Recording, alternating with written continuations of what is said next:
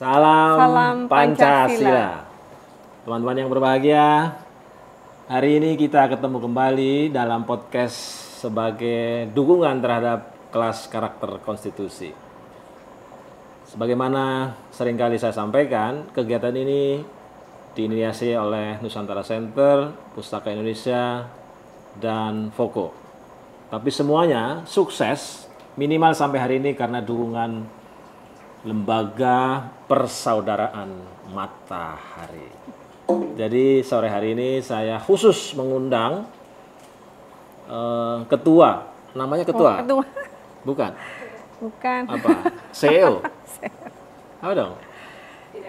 Direktur Persaudaraan Matahari. Telah datang bersama kita Mbak Ai selaku Direktur Persaudaraan Matahari. Kami ingin tahu karena banyak orang bertanya, kok mau Persaudaraan Matahari itu bersama Nusantara Center dan Foko berpartisipasi secara aktif dalam kegiatan-kegiatan yang sudah berlangsung 5 kali pertemuan. Mbak E, coba ceritakan kepada kita apa sih Persaudaraan Matahari itu, bagaimana ia lahir dan goalnya apa gitu. Tapi santai aja, satu persatu aja. Silakan.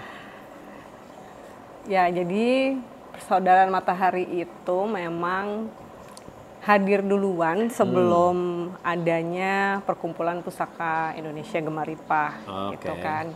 Jadi memang pendirinya ya sama dengan Pusaka Indonesia, yaitu Pak Setio Hadjar Dewantoro. Kita memanggilnya Mas Guru. Beliau memang dari awal sudah punya komunitas berbasis spiritual gitu ya. Jadi kegiatannya ya belajar hening gitu. Lalu dulu namanya masih Mahadaya Institute, lalu di tahun 2021 berganti nama jadi Persaudaraan Matahari. Berganti atau ada dua entitas? Ganti. Jadi Mahadaya dimatiin? Ya. Menjadi Persaudaraan Matahari? Persaudaraan Matahari. Kenapa namanya Persaudaraan Matahari? Jadi maknanya itu memang kita ini perkumpulannya basisnya tuh persaudaraan kayak keluarga seperti itu. Terus mataharinya itu memang tujuannya itu untuk menciptakan matahari yang akan menyinari di sekitarnya gitu. Jadi kita ini memang dibentuk untuk menjadi mandala berjalan gitu ya, seperti yang bisa menyinari terang bagi sekitarnya gitu sih tujuannya gitu. Tapi memang ya ini perkumpulan untuk pembelajaran spiritual, kegiatannya hening cipta gitu. Nah dari sini memang lalu baru ada tuh yang namanya Perkumpulan Pusaka Indonesia gitu. Jadi sebagai bentuk karya nyatanya gitu kan, bahwa berspiritual tidak harus sekedar duduk diem bermeditasi merem seperti pertapa di gunung gitu kan, tapi sebagai bentuk konkret dari hening cipta itu apa, Mas Guru itu makanya mendirikan si Perkumpulan Pusaka Indonesia gitu. Jadi itu Pusaka Indonesia jadi wadahnya, karena rata-rata hampir semua peserta di Pusaka Indonesia itu memang dari Persaudaraan Matahari gitu loh. Jadi memang kita sudah punya sudah punya basis yang sama gitu kan, bahwa kita dasarnya itu spiritual. Gerakannya ya tetap berbasis spiritual. Terus semua karya yang kita lakukan, kita upayakan di situ memang semuanya berbasis spiritual seperti itu, Pak. Sampai sekarang berapa anggotanya kalau boleh tahu? Yang terdaftar di database itu ada sekitar 1.200. Wow, 1.200 orang? Ya, yang terdaftar di database dan bergabung. Kita punya grup di WhatsApp. Jadi memang kita komunikasinya secara online. Jadi yang bergabung di dalam grup WhatsApp dan berinteraksi itu 1.200. Gitu. Kalian pernah ketemu bareng itu 1.200? Muktamar gitu nggak? Belum pernah. Oh, belum pernah. Jadi udah berapa tahun itu menjadi lembaga? Belum menjadi lembaga resmi, jadi masih sifatnya perkumpulan, komunitas aja, belum kita lembagakan. Terus kalau kumpul, karena ini tersebar dari berbagai daerah di Indonesia maupun di luar Indonesia, Oh, ada yang dari luar negeri? Ada. Oke. Ada. Dari Jadi negara memang orang Indonesia yang tinggal di luar negeri. Oke. Kalau yang ekspat gitu ya, yang bener warga negara asing itu tinggalnya di seluruh Indonesia gitu. Ada juga gitu. Dari negara, kalau teman-teman kita yang tinggal di luar negeri tuh ada yang dari Australia, Amerika. Nggak ada rencana buat pertemuan akbar gitu? Kayak muktamar gitu nggak ada? Muktamar ya. Kita tuh suka mengadakan webinar sebenarnya. Bukan, maksud saya temu darat gitu. Temu Kalau darat ya. webinar kan kita nggak bisa tahu secara langsung. Oh iya. Kalau offline itu kita sering mengadakan acara bentuknya workshop. Terus workshop tuh yang 1 hari. Terus ada kajian biasanya yang lebih rutin, itu durasinya lebih pendek, 2-3 jam. Atau setahun 2 kali tuh kita suka mengadakan retreat. Jadi dia nginep gitu ya, 2 malam gitu. Nah, tapi kembali lagi kan banyak yang terkendala jarak. Jadi memang tidak pernah bisa sampai semua berkumpul gitu sih, Pak. Kalau ini apa namanya? Kalau dari keanggotaan itu sukarela atau ada kewajiban-kewajiban? Sukarela, Pak. Jadi tidak nggak ada kewajiban. Ya. Pertemuan wajib nggak ada, Nggak ada. kelas wajib nggak ada, Nggak ada. iuran wajib nggak ada. Luar biasa ini lembaga yang keikutsertaannya sukarela tapi menghasilkan produk-produk yang luar biasa. Itu apa penyebabnya menurut Mbak Ai? Mengapa mereka menjadi begitu, let's say disebut antusias bergabung walaupun sukarela, walaupun tidak ada katakanlah kartu anggota, tidak ada iuran, kok mereka mau, itu apa penyebabnya? Latar belakang sih sangat variatif ya Pak ya gitu, karena saya pribadi kan dulu pertama kali mau belajar dan akhirnya bergabung dengan WhatsApp grup komunitas itu juga karena saya punya keinginan untuk belajar sesuatu, yaitu belajar meditasi gitu kan. Lalu setelah 4 tahun ya, saya berarti udah 4 tahun ini, saya perhatikan motifnya teman-teman tuh macam-macam gitu. Ada yang memang penasaran gitu ya, ada yang penasaran, terus ada yang memang mereka pencari gitu. Jadi mereka memang senangnya keliling gitu ya, nyari nyobain ini gitu, gabung gitu kan. Terus ada juga yang mengharapkan solusi instan gitu dari ini apa sih gitu kan. Berarti mungkin ada yang sakit pengen disembuhkan, yang seperti itu gitu juga ada gitu. Jadi beragam latar belakang dan niatan sebenarnya ya gitu. Jadi dan biasanya kalau udah masuk gitu kan ternyata banyak sekali yang bisa dipelajari gitu. Jadi pasti penasaran gitu, ini apa gitu, semakin banyak yang bisa dieksplor gitu kalau di dalam. Itu kalau pengurus gimana ceritanya? Ada pengurusnya, lalu bagaimana cara memilih pengurus? Nah ini juga sangat organik ya. Jadi dulu itu sebenarnya memang selalu ada posisi ibu direktur lah dulu bukan saya gitu. Lalu kita hanya punya tim, kita sebut tim konten karena memang kita kan bergeraknya melalui media elektronik ya. Kita melalui website, terus sosial media, ada YouTube, terus dan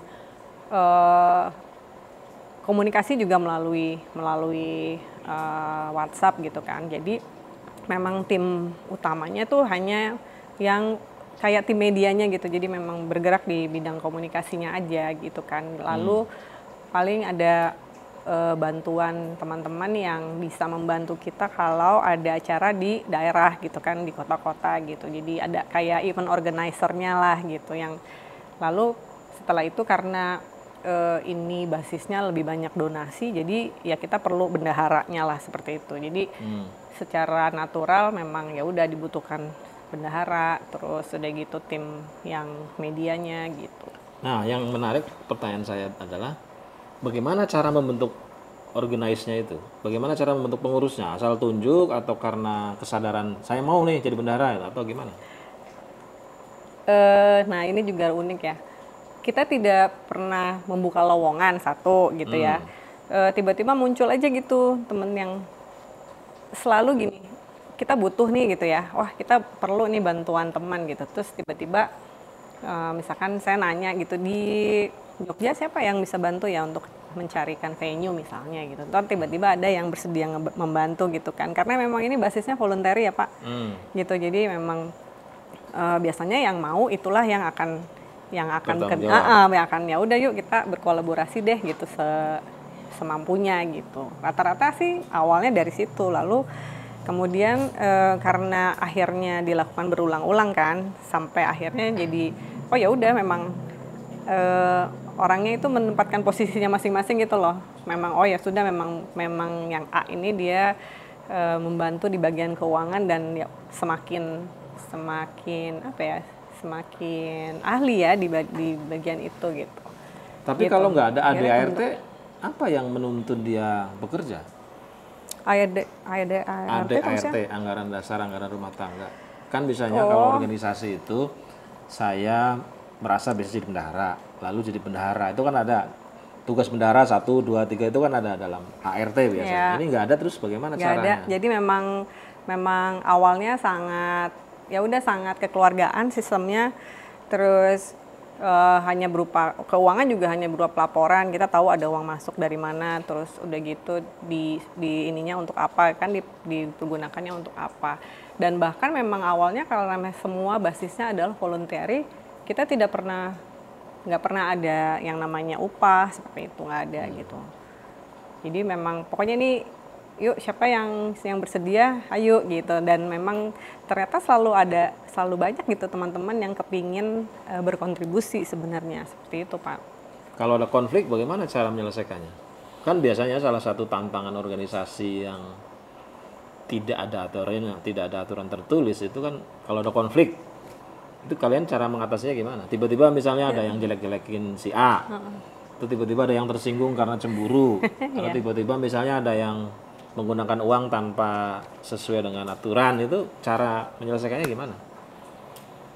Saya berceritanya ketika saya sudah ini ya Pak ya, kalau yang sebelumnya saya kurang tahu, tapi teman-teman ini memang yaitu kita sangat bentuknya sangat persaudaraan, kekeluargaan, dan segala sesuatu tuh memang akhirnya teman-teman curhat ya kan, berawal dari curhat, oh si ini gini, si A, B gini gitu. Terus ya kebetulan di sini memang saya posisinya sebagai yang dianggap paling mampu untuk memberikan solusi, memberikan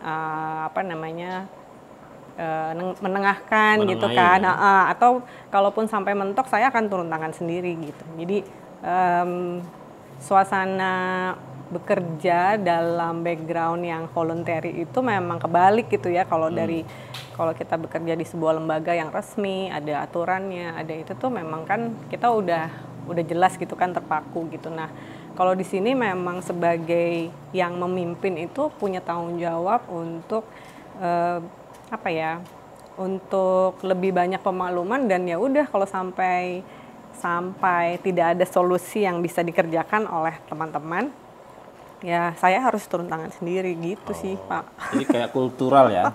Oh itu namanya kultural ya? Karena nggak ada strukturnya kan, sehingga oh ternyata saya nggak mampu ya sudah saya, oh ternyata si A bagus ya sudah si A lagi kan gitu. Ya, kurang lebih seperti itu. Nah sejauh ini masih berjalan baik-baik saja gitu. Dan semakin lama kita bekerja sama kan, trust-nya kan semakin terbentuk ya Pak ya gitu. Jadi dan akhirnya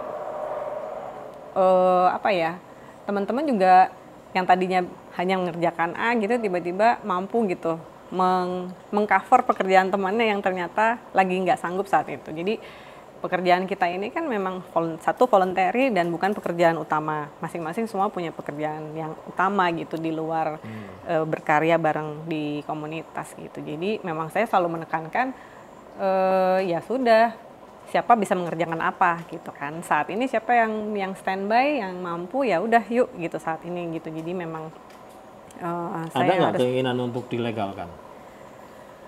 Sudah ada menjadi yayasan, sudah Pak Mas Guru memang sudah niat untuk melegalkan menjadi yayasan, cuman belum dilaksanakan. Kalian punya lambang-lambang gitu nggak? Logonya ada apa? Logonya Mari kita. Coba jelaskan ke pemirsa biar mereka tidak penasaran. Bentar Lambangnya ya. apa, maknanya apa, dan Logo kita. siapa yang di sini membuat ada nggak? gitu? Kok keren sekali. Logonya yang membuat memang ahli desainer logo khusus grafis. Tapi yang mengkonsep memang dari kami gitu, terutama Mas Guru dan saya sebenarnya, karena biasanya Mas Guru itu selalu gini, beliau punya ide, maunya gini, lalu saya berusaha menerjemahkan dan menyampaikan ke desainer gitu kan. Nanti begitu desainer, biasanya saya ngasih teaser gitu ya, ini ya kurang lebih maunya begini ya, mungkin yang agak-agak bentuk mataharinya karena gitu kan. Saya ngasih teaser contoh-contoh logo gitu kan sama desainer, nanti dia yang akan mengembangkan dan memodifikasi. Di sini nggak ada ya logo. Coba ada nggak?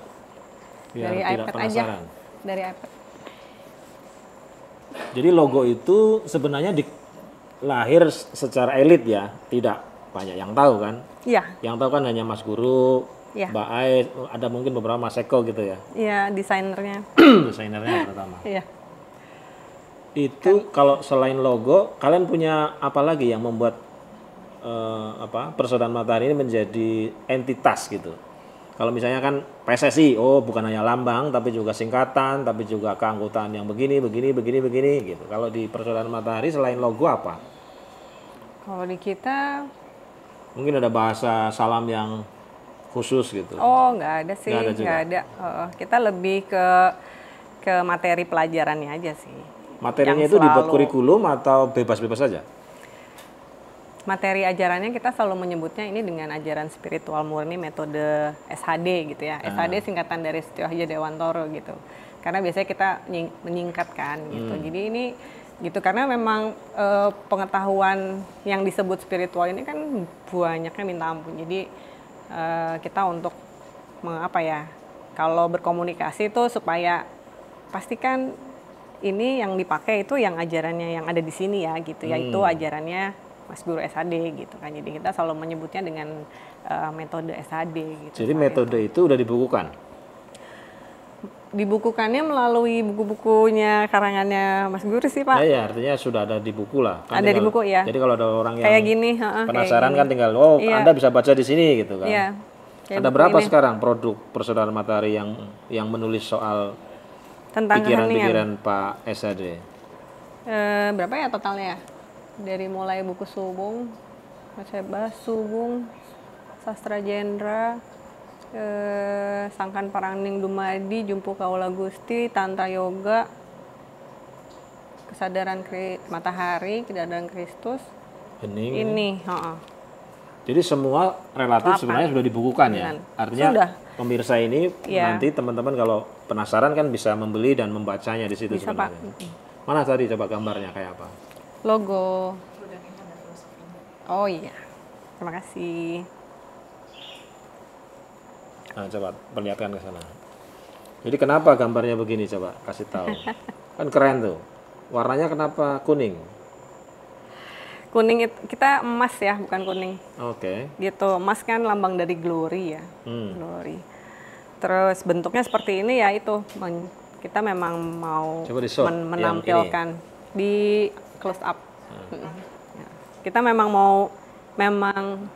karena namanya Persaudaraan Matahari, jadi memang si matahari inilah yang akan kita jadikan sebagai identitas gitu kan. Jadi sebenarnya ini adalah representasi Dari matahari ya. matahari. Cuman diganti menjadi daun-daun jadi kayak lotus sih. gold gitu ya.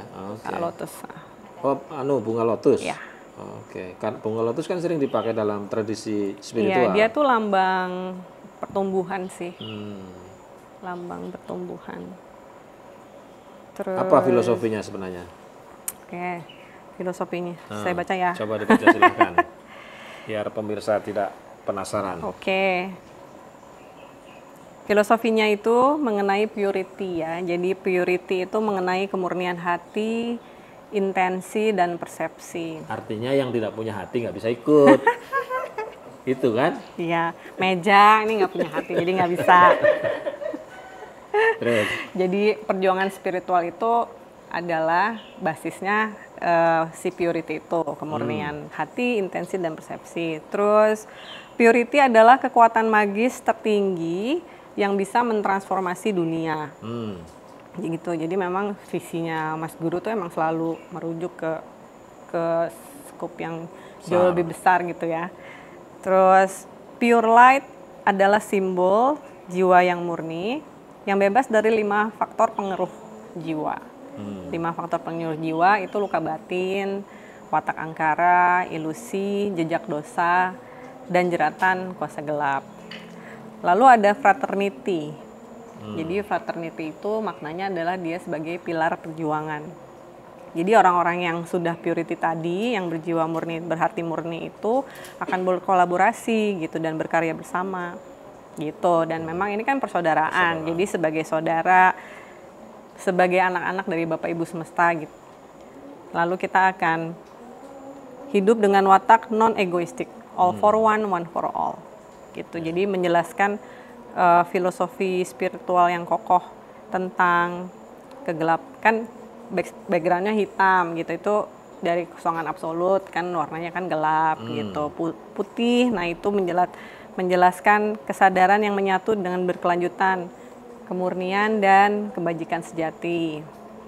Terus si goldnya, kuning emasnya, menegaskan tentang kecemerlangan, kegemilangan, kemenangan, glory ya. Gitu. Jadi persaudaraan matahari ini ceritanya mengintegrasikan semua kesadaran kosmik yang menyatu sebagai sigma. Kita menyebutnya sigma. Gitu. Jadi kita melampaui sekat-sekat dan kotak-kotak untuk hidup dalam kesadaran murni secara yang sangat universal gitu. Jadi semua. Seperti itu, Pak. Ya, sebelum saya tutup, Mbak, saya ingin tanya nih, program yang paling dekat apa dari Persaudaraan Matahari? Acara kita mau ada webinar. Kita akan mengadakan webinar hari Minggu tanggal 9 ya. Hari Minggu ya. Tanggal 9 Juli. Tanggal 8 Sabtu kan. Iya. Tanggal 9 Juli jam 18.30 waktu Indonesia bagian barat. Temanya yang terdekat apa? itu.